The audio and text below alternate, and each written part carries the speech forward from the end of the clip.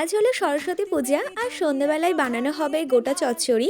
তো দুপুরবেলায় খাওয়া দাওয়া করে বেশ কিছুক্ষণ বসেছিলাম, এখন বাজে দুপুর দুটো আর একটু পরেই তো সন্ধে হয়ে যাবে। তাই আমি আর শাশুড়ি মা দুজন মিলে ঠিক করলাম ওই গোটা চচ্চড়ি যা যা সবজিপাতি রয়েছে সেগুলো সবটা কাটা ধোয়া করে এখনই সব গুছিয়ে রাখি।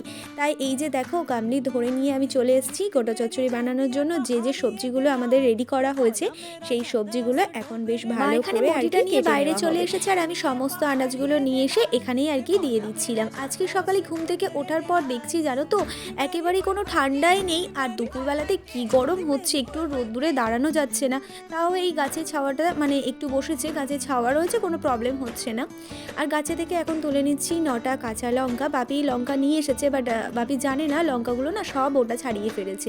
তো 9টা লঙ্কা একেবারে বোটা সমেত দিতে হয়, সেজন্য ভাগ্যিস গাছটা ছিল বলে, নইলে আবারও আনাতে হতো। গাছ থেকে 9টা লঙ্কা তুলে নিলাম। সবজিগুলোর মধ্যে কিন্তু এখনো 2-3 রকমের সবজি পড়েনি, মানে দানাযুক্ত যে সবজিগুলো, তো সেগুলো দেওয়া হবে না। বাট আমার এরকম অসুবিধার জন্য তো সেগুলো খাওয়া যাবে না।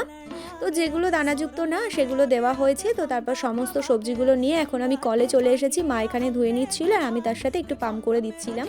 সমস্ত সবজি আমাদের ধোয়া হয়ে গেছে, এবার একটু রেস্ট নেব, তারপর বিকেল